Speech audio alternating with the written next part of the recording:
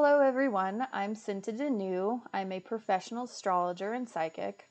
I have been studying astrology, tarot, oracle cards, and witchcrafts for approximately 13 years now. And my main focus is on helping people to navigate their astrology chart in the best way possible by discovering their highest potential by learning more about themselves through their astrology chart. And today we're going to be talking about the full moon eclipse that is happening on November 19th and will be in effect for about 6 months to a year. Hi, I'm SkyReader Sherry, and I'm a professional astrologer that's been practicing since 1990. My focus is predictive astrology through the use of the lunar cycles, which is leading us to the eclipse, which we're going to be talking about tonight. So, we're going to discuss what the eclipse is, when it's happening, where you can see it, even though it'll be over by the time you see this video, uh, who it affects, and why do you care? you know? Right. So, first, what is the eclipse? The eclipse is a full moon lunar eclipse. It's a partial eclipse.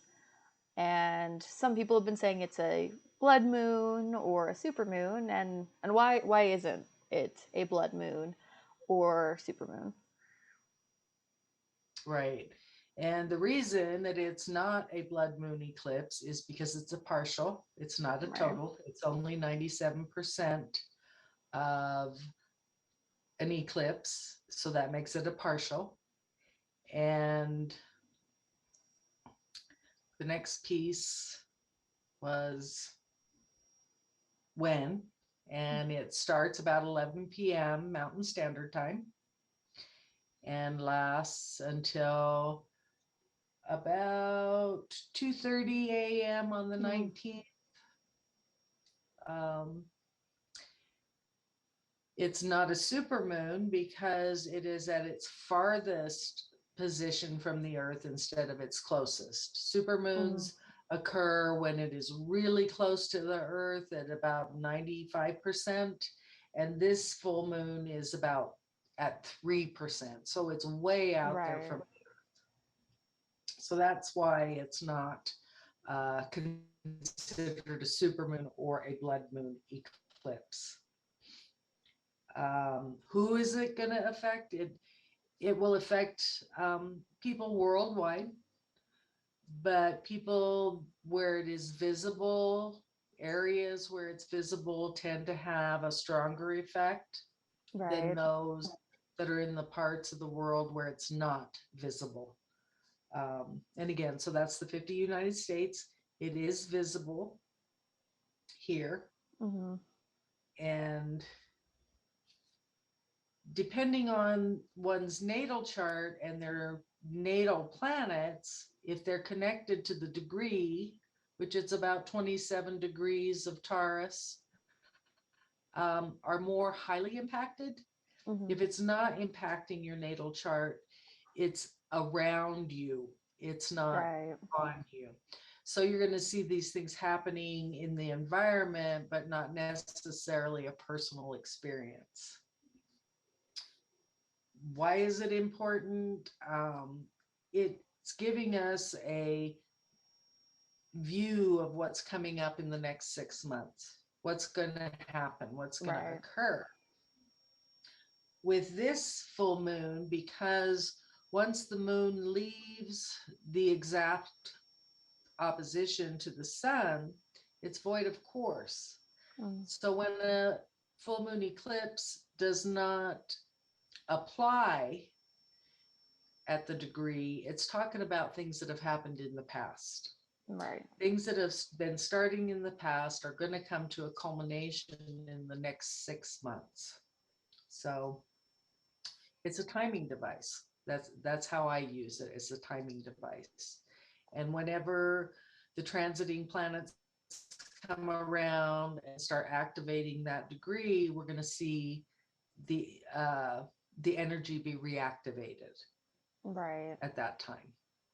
So that's what we're going to be looking for as far as the transiting planets. When is it going to be reactivated? When can we expect to see the effects of this full moon eclipse uh, come into consciousness? Right. And this full moon eclipse is going to be right about 27 degrees of Taurus. For So the sure. sun Mm-hmm. is right about 27 degrees of Scorpio. Yeah. And that's what we're going to be talking about is the Taurus Scorpio axis. Right. So also this eclipse is the longest eclipse in the last 580 years, or no, in the next 580 years. And Yeah. there hasn't been an eclipse this long since 1440. So this is a pretty significant eclipse, despite how far away it is from the Earth. That's Yes. pretty significant because it's very long, and Yes. so its effect is going to last even longer than it normally would. Yes. And of course, it's there's a lot of major aspects with this eclipse. I noticed every single planet is being aspected in some way, either directly to the eclipse or to the ruler of the eclipse. So it's pretty powerful, Yeah. is what it looks like. For me, I tend to use eclipses for to point out, the significant shifts in an individual's life. Because I noticed that, when an eclipse series goes through someone's chart, it usually indicates like major transformation and changes that they're going through in that area. And, there's a series of eclipses, 2 to 3 eclipses every 6 months or so. And those Yeah. series, it can be in the same signs for, the, of course, you'll have like Taurus and Scorpio together, or, any signs that are opposing together for these eclipses, the full moons and the new moons. And I tend to notice that for about the year that it's going through those two signs, that there's a really, really strong theme for that year. You know what I mean? Yes, definitely. Definitely. And it shifts about every 18 months to 2 years based on the North Node, Right. which is going to shift um, in 2022. Right now, we're in the North Node in Gemini. We're coming to the end of that time, and there's going to be a huge shift into Taurus, Mm-hmm. which is a shift in consciousness. It's a shift in focus on the planet. Right. And So, that's what we're going to be going into next is the very axis. super excited for the Scorpio Taurus axis, personally. Being on that axis myself. Yes, and this full moon eclipse is definitely activating your chart. I know. I'm so excited and terrified. Mostly At the same excited. time, right? Okay. Okay, so this eclipse is a full moon eclipse. Normally, full moons are a period of completion or, conflict coming to a head in some way. However, with eclipses, instead of it being over a period of a week to 2 weeks, maybe even a month, the eclipse is going to have an effect for 6 months to a year. So this is like a huge period of completing something or finishing something that you started previously on either a new moon or a full moon. So it's definitely, this one specifically seems very cathartic because it's in Scorpio. The sun is in Scorpio and the moon is in Taurus.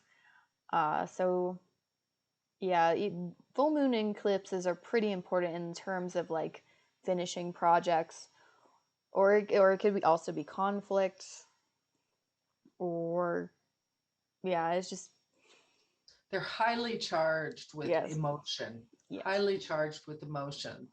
So, you'll be facing some type of opposing ideas, groups, etc.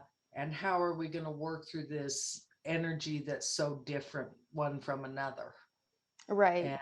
And then that's where you look to the other aspects and whatnot that's going on at the same time of the eclipse to learn whether do I have an outlet for this energy?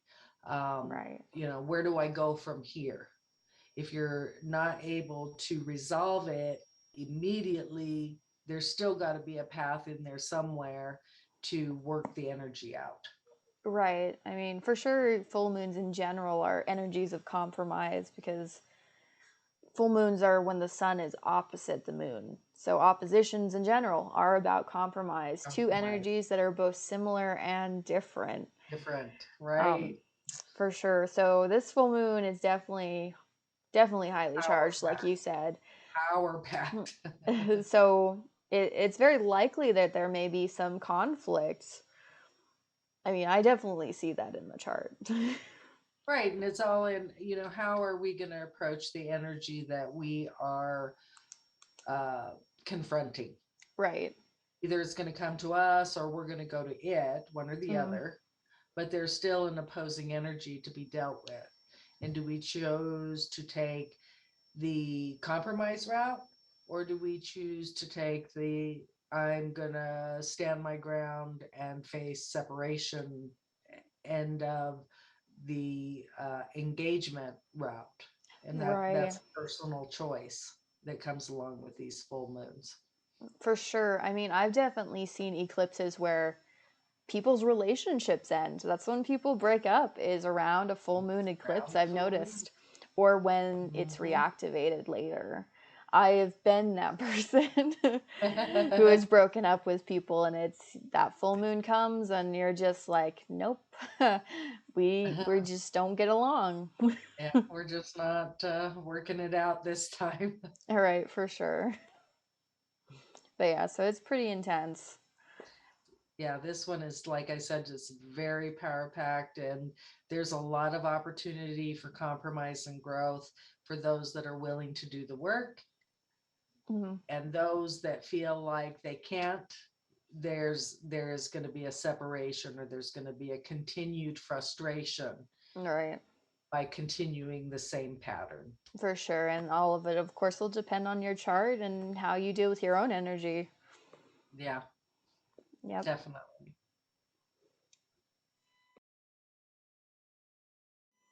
So, this full moon eclipse is on the Taurus Scorpio axis. The moon is in Taurus and the sun is in Scorpio. This axis is very personal to me because I am a Scorpio and I have moon in Taurus, opposite Pluto in Scorpio. And this eclipse is sitting right on my moon. So I'm definitely feeling this.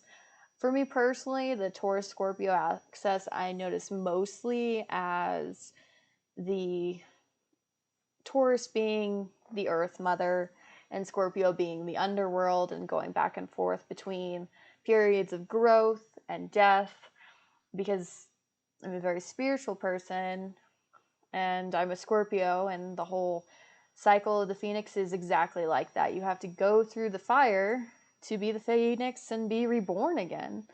So that's what I notice mostly about the Taurus Scorpio axis. I also know it has to do with our values and money, and it really looks like this specific eclipse is going to have a huge effect on the economy. I definitely agree with that.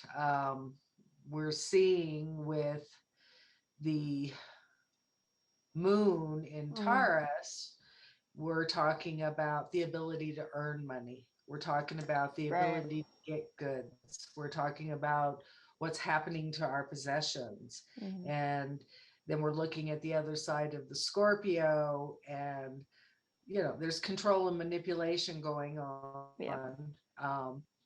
Doesn't necessarily mean it's intentional, but there's things that are occurring that it's making it more difficult to get the things we need.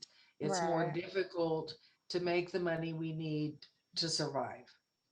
For sure. And then Scorpio, also that access is our taxes. Yep. And here in the US, we're talking about, taxes and spending money and How are we going to pay for it? And this theme is just going to intensify as the North Node is going to shortly enter the sign of Taurus, and making that the theme for at least the next 18 months. People are going to be really concerned about what they have, how they're able to provide for their families, how much taxes they're going to have to pay, as well as the ongoing theme that we have seen for quite some time of my values versus your values, and this constant, uh, I don't want to say battle. It does feel like a battle, but this tension between people, and what they value and what they think is right versus somebody else's values and what they think is right. And with the length of this eclipse, it is going to be ongoing. It may even be ongoing longer than the North Node is in Taurus, because of that length.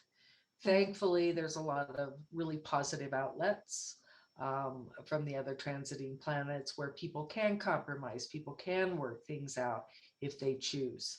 And we're going to have those that are really wanting to work together, and we're going to have those that, it's my way or the highway. And that's what we're going to be dealing with, especially in the next 6 months. Right.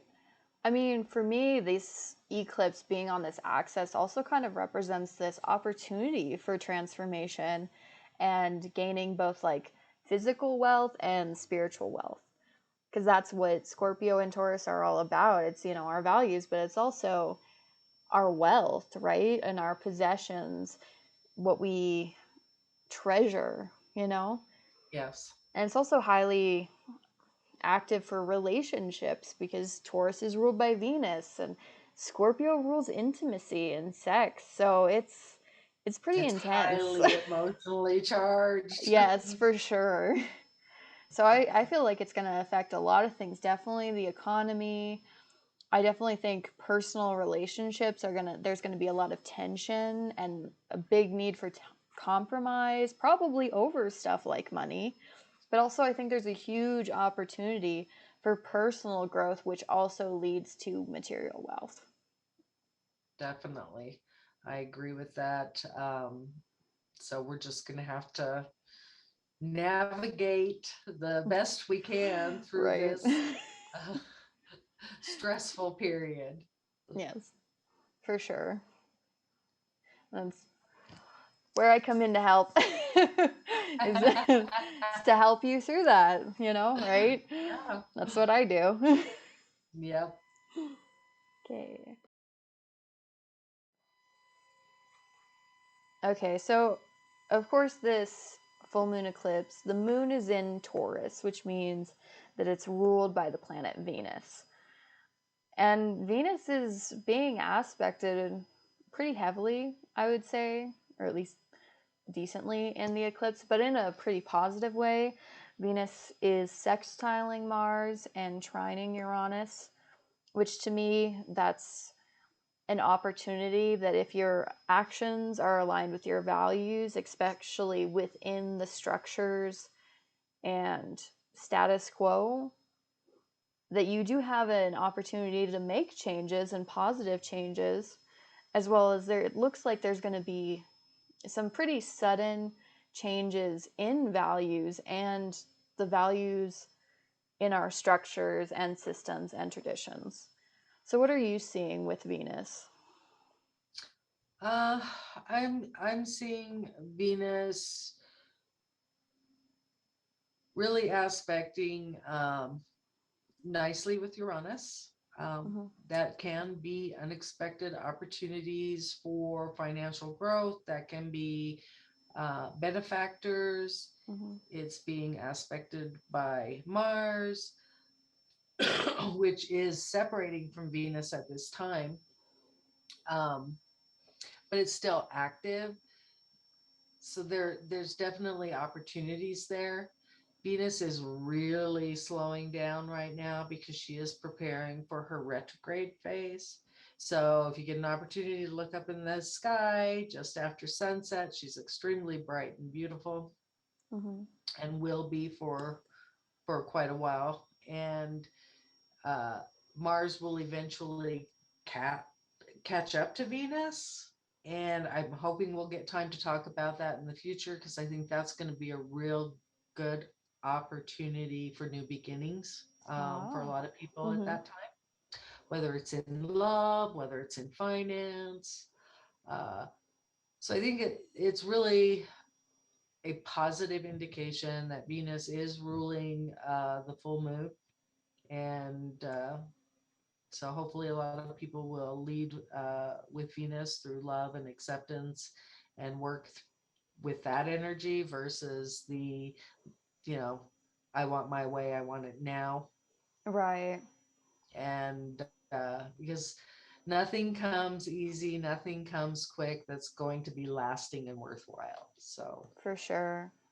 Well, and Venus is love and compromise and peace. I mean, it's a lot of lovely energies. And it being in Capricorn, I think it gives a real opportunity for the structures and systems in place to maybe change in a positive way. And I think, Venus is the one really key and beautiful part of this eclipse. Despite all the other struggle that's going on, Venus, seems to provide an opportunity for money and relationships and harmony, really. I agree, definitely. I think it's the leading planet right now. So, Yeah. all right, we have in this full moon eclipse, we have Mercury conjunct the sun. It is Mhm. 6 degrees out and is approaching, and it is also then opposite the moon. Mercury is also in Scorpio. When we have Mercury in Scorpio, we have conversation about things that are hidden, investigations, uh, things that are considered taboo. And this aspect, Mercury is going to come into the place of the sun on the 23rd of November. And what that means is the sun is at 27 degree Taurus. By the 23rd of November, Mercury will hit that point. So around that time, I would expect that we're going to see information coming out in regards to investigations, people's private affairs, uh, people talking about things that are not the norm, that can Right. cause a lot of emotional upset, upheaval, and trauma to people. Right. And unfortunately, that's just kind of the nature of what we're seeing go on with some of the aspects that are going on when we have such a uh, Scorpion axis, because we have 3 planets in the sign of Scorpio at the time of the eclipse. Right. So this is a period of time of a lot of gossip. It also has to do a lot with travel and communication. I imagine that this has a lot to do with, the issues we've been having with shipping goods where, goods aren't coming off the ships and they're rotting on the ships, There which you is go, Scorpio, Scorpio. Mm-hmm. opposite the moon in Taurus, which is goods and things we value. So it Things definitely seems we to have a eat. lot to do with that. Yeah. Things we Things eat. we need. Mhm. So that's definitely going to be a theme that week, just prior to Thanksgiving. For sure. And also Mercury, of course, in Scorpio aspecting this eclipse is also about, skeletons coming out of the closet, secrets coming out Being in the media. exposed. Yeah. So, we might hear some very unpleasant things about some very powerful people. That's what Oh, I I would expect. definitely expect that with this eclipse that's coming this evening. So it's going to be an interesting 6 months. For sure. Definitely.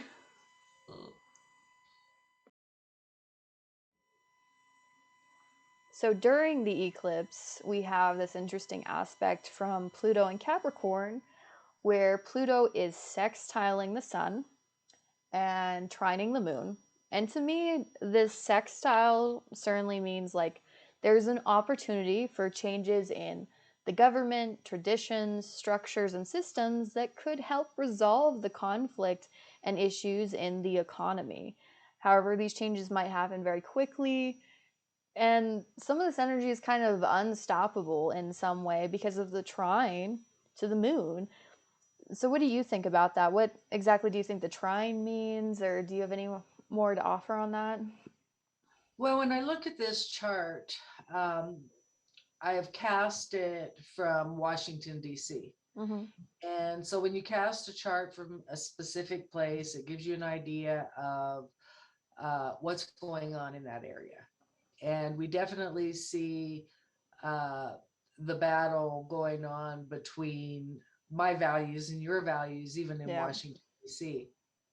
The interesting thing about this chart is that the moon in Taurus is in the house of Scorpio, and the sun in Scorpio is in the house of Taurus. So it's just Right. kind of flipped that axis of Right. where it's manifesting. Mm-hmm. And it's the trine from the moon in the eighth house to Pluto is in the fourth house. Right. And it's conjunct the fourth house cusp. So this is talking about the homes of the United States of America and mortgages, And real estate in general, yeah. real estate in general, Luxury and goods, luxury goods home goods. to some extent. Yeah. But the degree of the moon is at 27. The degree of Pluto is at 24. So this energy is already unraveling. It's moving very quickly. Um, so we may see a lot of people moving to refinance, a lot of people moving for modifications in their loans. Um, and then we're also, the eighth house is bankruptcy. Oh, And wow. yeah, so we are going to probably see a lot of foreclosures going on. Um, and there's opportunities out there, there's resources out there, but are they going to be enough to compensate and keep things going is my Right. concern. For sure. uh, Specifically because we have Pluto conjunct the fourth house. This also speaks to the borders. Mm-hmm. The IC of the fourth house always speaks to the border of a country when you're casting a chart for a country, and we will see an ongoing crisis there. Right. Uh, Pluto will not move forward to activate this access until February 11th. So this Wow. information uh, may not really come out until we're hitting that February 11th date, to where Pluto hits 27 degrees and really activates that eclipse again. Right. But that's what I would be looking at as far as this chart is concerned. Um, is a lot of changes going on, a lot of movement going on in the banking and specifically mortgage industries is going to be affected throughout this next 6 months Right. heavily. So we're going to see a lot of transformations and changes, of course, then in the housing market and how the borders are handled then. So with casting the DC chart, does that kind of speak to like the US as a whole, or how does that work Yes. exactly? When you cast the chart from the capital of a country, Mm. it gives you a lot of information about what's going on in the country at that time. Oh, okay. And yeah, so when we're talking about the IC, which is the cusp of just the beginning of the fourth house, that is always the border. It's the Okay. homeland. And Pluto is exactly conjunct that, and it's squaring the ascendant and the descendant. So I think we've got a lot of significant stuff coming up in the next 6 months in the country. Okay. And so we'll see how it plays out, but it definitely has to do with government restrictions, controls over the border, Mm-hmm. banks, finances, taxing. Um, there's going to be a lot of things brought up that haven't been, the skeletons haven't come out of the bag yet, but they're on the way Right. Yeah. in those regards. Okay. So So during this eclipse, there's also a T square from Jupiter to the moon and sun. And to me, this definitely represents too much, right? When anything's square Jupiter, it's always too much of something. And being an Aquarius, that's too much progress or progress too quickly or, too many changes, too many rebellious people or too much of the population, right? And the fact that it's squaring the eclipse, right? It's too many changes to the economy potentially, too many people upset about the economy for one, and it's also Mercury is right there sitting on the sun as part of this T square, so that's too much information coming out, too much to process, especially Mercury being in Scorpio with all those skeletons and gossip coming out and results of investigations. It's too much for the public really to handle, it seems like. What are you thinking about the T square? well, definitely, I think that there is too much to process. Um, if people over engage with what's going on TV and the social medias Mm-hmm. and that kind of stuff, and trying to differentiate, what's real, what's not real. And excuse me, with Mercury approaching an exact square to Jupiter, uh, I think we're going to see a lot of people really working hard to try and start their own businesses, try and Yeah. develop their own resources of income. There's a lot of concern about taxation, Scorpio's taxation, Right. and what's going to be the effects of that. Debt, what's going to be the effects of that. People trying to manage personal debt that is accrued during the pandemic is going to be Yeah. a big concern. And a lot of these things that are going to be coming up are going to be beyond the control of the average person. Right. And all we can do is try to navigate the best we can um, through the resources available, and try not to get stuck in a place where you feel like you can't do anything, and try to find those avenues where you can make changes that are beneficial to oneself Right. and one's family, versus staying stuck in thinking you have no options. Yeah. Well, I'm also thinking, like, honestly, when it comes to this square, though, how I was talking before about, like, there's spiritual opportunities and opportunities to make money. I think Jupiter also reinforces that. It's an opportunity to make a lot of money or a lot of spiritual growth if you take the tension and energy and use it towards action instead of restlessness and rebellion. Exactly. I agree with that. It's finding that positive way to use the energy instead of just allowing yourself to feel stuck.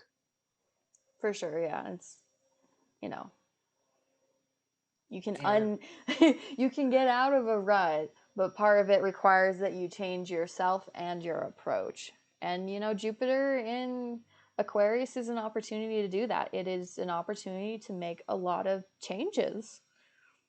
Definitely. I think that might be why we're seeing a lot of people that are leaving their jobs, because they are looking to expand in unusual new areas versus staying stuck in the rut. Yep, I And definitely agree. so it's just choosing the avenue and working hard. Squares are working hard.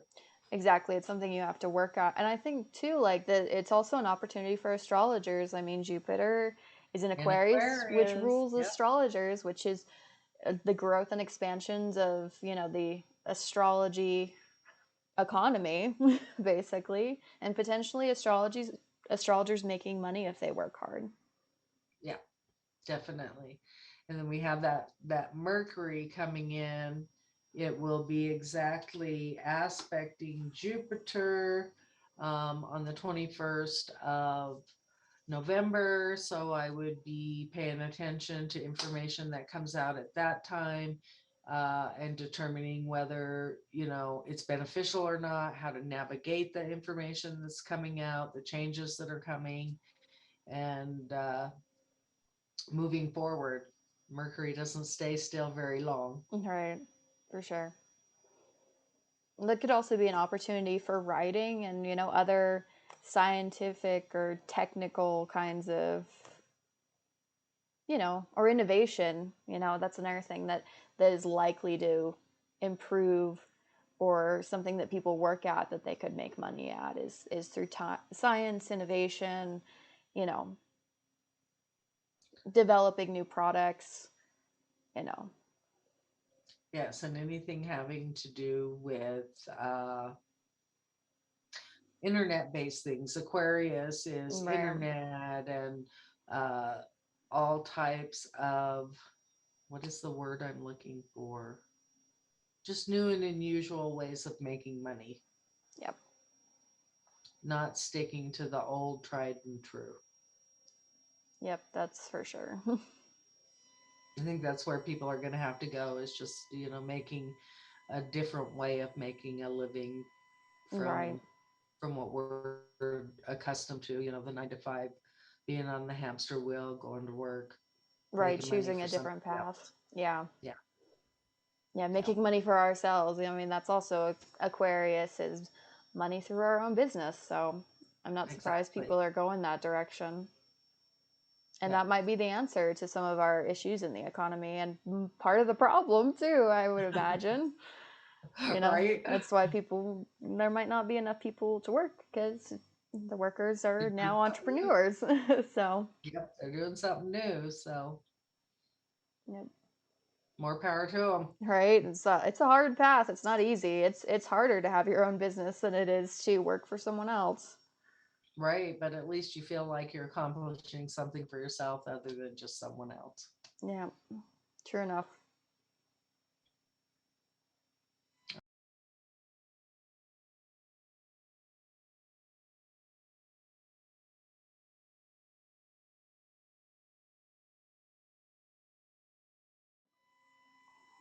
So Neptune is making a trine to the sun and a sextile to the moon, which also means it's trining Mercury. So to me, this indicates that there's going to be a lot of confusion around the economy, maybe even deception or things being hidden from us about money and the economy and taxes. It for sure also with the trine to Mercury, with what we talked about before, there being too much information, this is also part of that. It's confusing. There might be deception or things being hidden in some way or obscured, or there could be propaganda in terms of that aspect. What are you seeing with the trine from Neptune to the Sun and Mercury and Neptune sextiling the Moon? Um, well, I'm seeing the degrees from the sun and the moon are past the degree of Neptune. And so it's like in the last period of time, in the past period of time, as the North Node has gone through Mercury, we've been dealing with a lot of confusing information coming up uh, contradictory stories Yeah. throughout the media. And now that we've got Mercury also applying towards Neptune, like you said, there's so much propaganda, there's so much misinformation, that it just kind of really leaves people unsure of what's true, what's not true, and kind of a need to step away from listening to all of that stuff to get centered and try to figure out what's important and what's not. Separate the wheat from the chaff, and too much media. Yeah. That's that's about all I got. It's too much media, and we're definitely going to see that heighten as Mercury comes across Jupiter. But it's already starting to separate from Neptune, and the North Node is shifting. So hopefully, a lot of this misinformation is going to start ebbing away All right. over the next 8 months. Yeah, and like clearing up, hopefully. Clearing clearing out. Mercury does shine the light on things that are hidden when it's going through Scorpio. It is digging up information. It's deep thought, Hmm. deep investigation, not taking things at surface value. Right. Um, it's the only way to navigate it. And doing personal research. If something doesn't sound right or too good to be true, research it. There's so many resources out there. There's no reason to sit back and just believe everything, that's being put out there, because we know it's all that person that's putting it out there's opinion, their Right. perspective, their bias. And personal research, take the time if it's important. For sure. Yeah, it Um, also looks like maybe an opportunity for like writers, I would imagine, because, oh, definitely. Neptune is also imagination and spirituality. So, and that trine to Mercury it's a great time to write about, things that spark your imagination. Yep, that is the muse. Yep, for sure. Definitely a good time for writers, investigative writers, crime writers, um, anything that goes below the surface is a good time for writing those type of subjects. Right.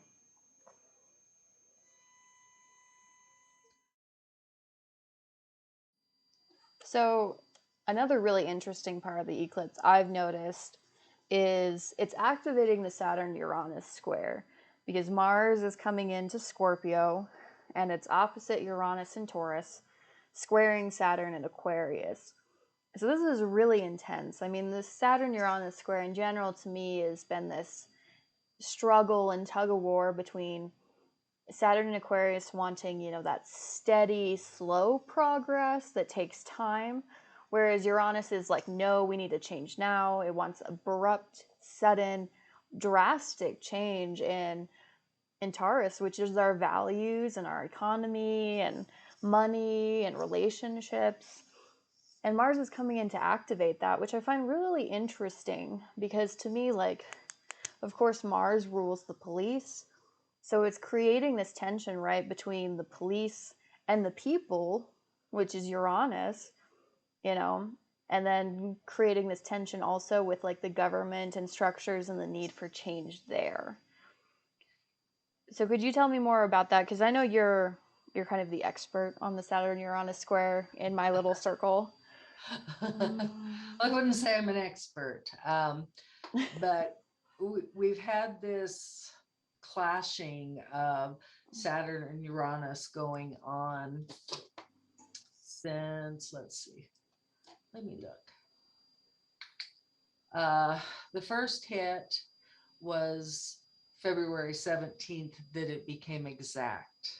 Right. And so we have Saturn being structure, stability, things we can depend on, um, squaring Uranus. And Uranus wants to break things up, it wants to make sudden changes, it wants to, it's a rebel. Uranus is a rebel. Right. and it's rebellion, and it's a rebellion against the status quo. It's a rebellion against the structure, and it's been in effect longer than, from February 17th, but that was the first exact hit. We are now approaching the third and final perfection of these two planets,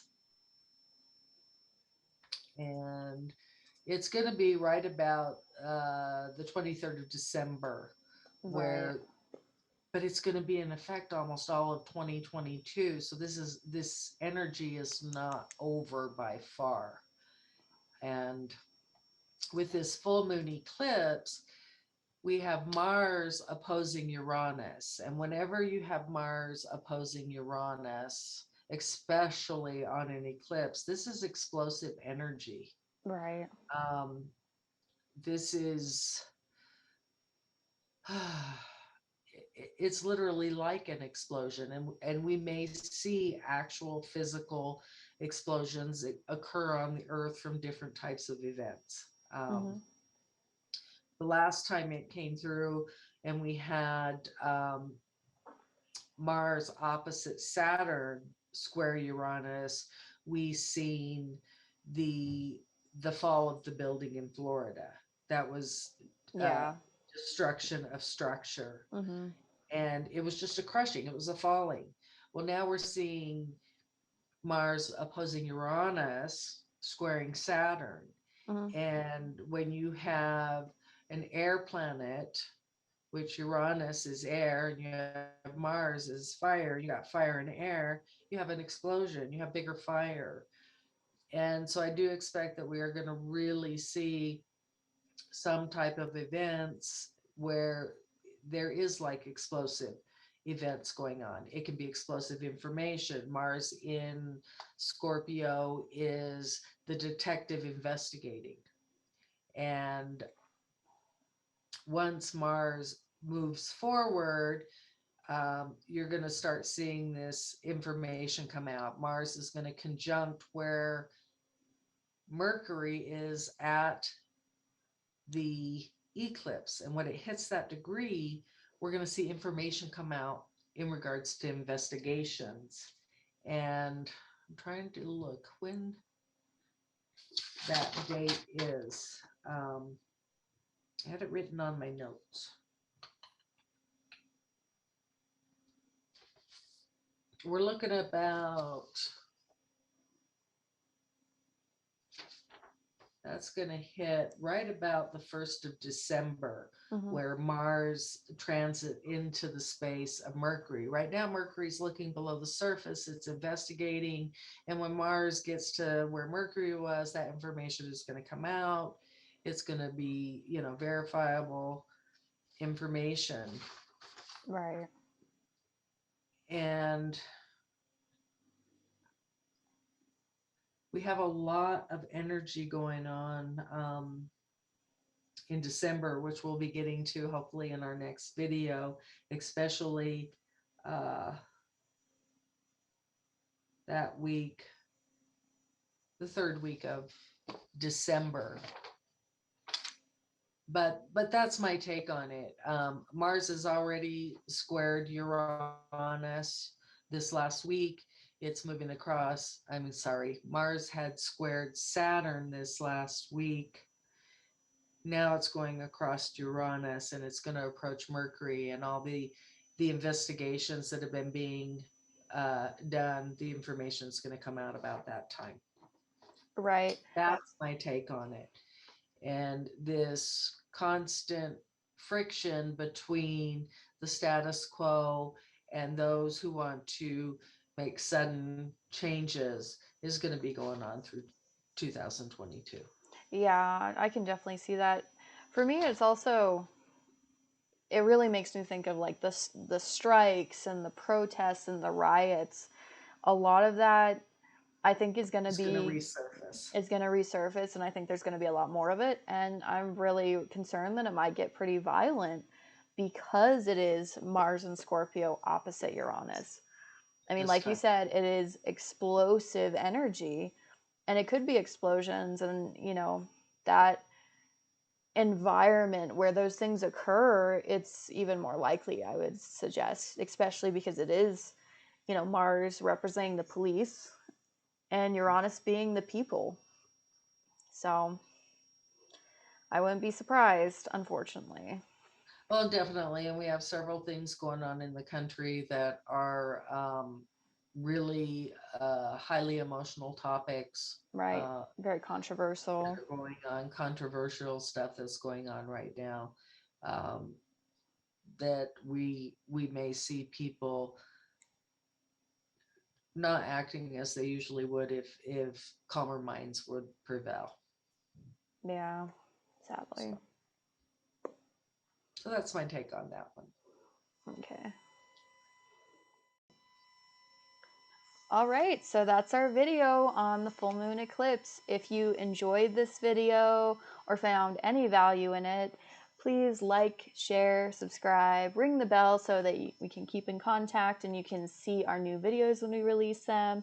If you have any ideas for future videos or things about astrology that you want to see more about, comment below, please, and we'll read the comments and get back to you. And if there's enough demand for a specific video or astrology topic, we'll make the video. So hopefully we'll see you guys soon. Bye. Bye. Let the sky be your guide.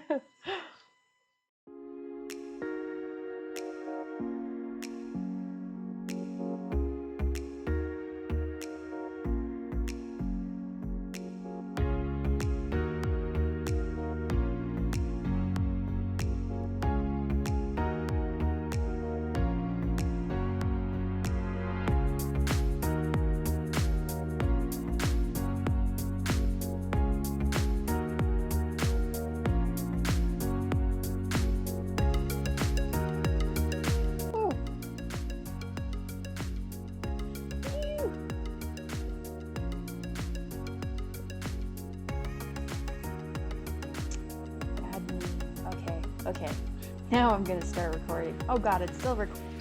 Hi, I'm SkyReader Sherry. I'm a professional astrologer. I have been practicing professionally since the 1990s, and I practice predictive. Start over.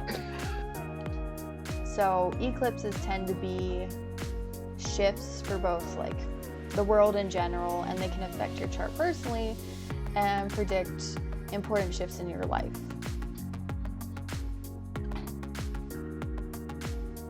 Am I supposed to be kicking in? Oh. I guess, I don't know. maybe we should start over. I don't know.